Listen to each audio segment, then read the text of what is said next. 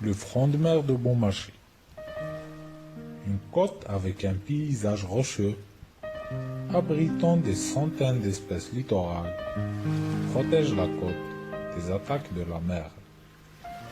Après l'effondrement de la partie centrale du front de mer, les bureaux d'études ont décidé non pas de renforcer la zone érodée, mais de reconstruire tout le front de mer à nouveau. Cela va provoquer l'étouffement du milieu médio-littoral et supralittoral avec toutes ces espèces.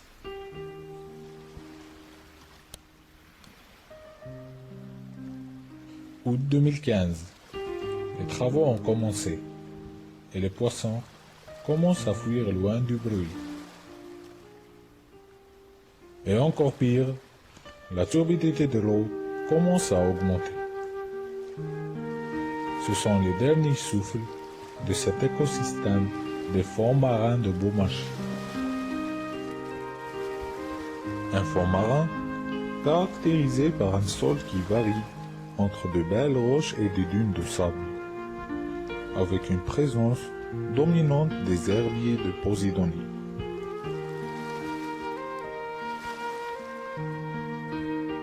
Ces fonds marins sont aussi décorés avec de très belles structures récifales. Ces structures attirent aussi bien des poissons ainsi que des amateurs de la plongée loisir.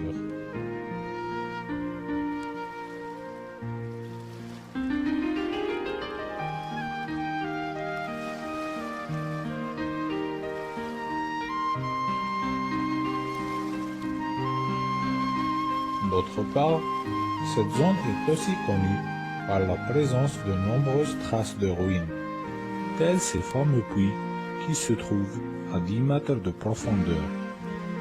Des puits bien arrondis, au fond desquels on trouve de grands galets qui n'ont pas été bougés depuis des dizaines d'années.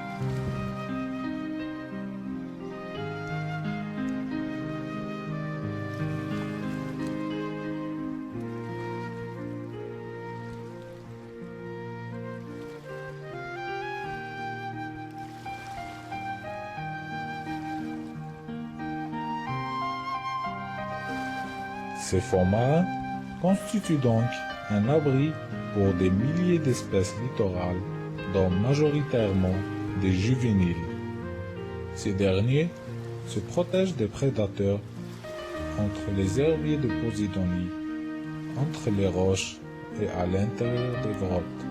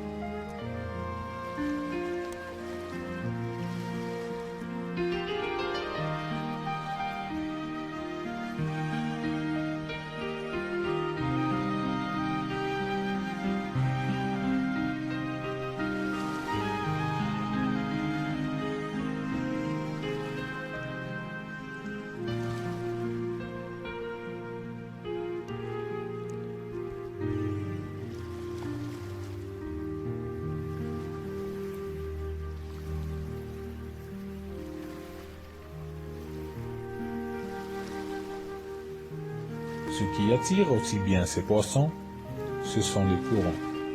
Des courants de densité sur lesquels certains poissons préfèrent de disperser leurs œufs loin des prédateurs. Les variations de densité à l'origine de ces courants sont aussi à l'origine d'un phénomène très rare et remarquable. Ce phénomène consiste à une formation d'une couche d'eau très dense et très froide qui ne se mélange pas avec les couches ambiantes. Et sous la mer, on la voit comme un étanche d'eau sous l'eau. Ces paysages ont été filmés en mois d'août 2015. Alors, que restera-t-il d'intact après la fin de ces travaux d'aménagement? Le tourisme serait-il gagnant au profit de l'environnement et des ressources halieutiques? Malheureusement, ces aménagements ne sont pas le seul facteur de dégradation de cet écosystème. Il y a aussi la pollution par les rejets domestiques, les eaux usées et surtout par les bouteilles de plastique jetées anarchiquement le long de la côte. Et en plus de cet écosystème, il y a une autre richesse qui disparaît. Ce sont les traces de ruines de Beaumarchais. En décembre 2012, lors d'une baisse importante du niveau de la mer, plusieurs traces de ruines ont été apparues. Des murs vraisemblables aux murs de Beaumarchais. Voici donc quelques images si rares. Des ruines actuellement immergées sous l'eau et prochainement sous le béton. Et afin d'assurer que cet écosystème reste toujours en mémoire, on vous apporte les plus belles images, les plus beaux paysages et des plus belles espèces du littoral de Beaumarchais.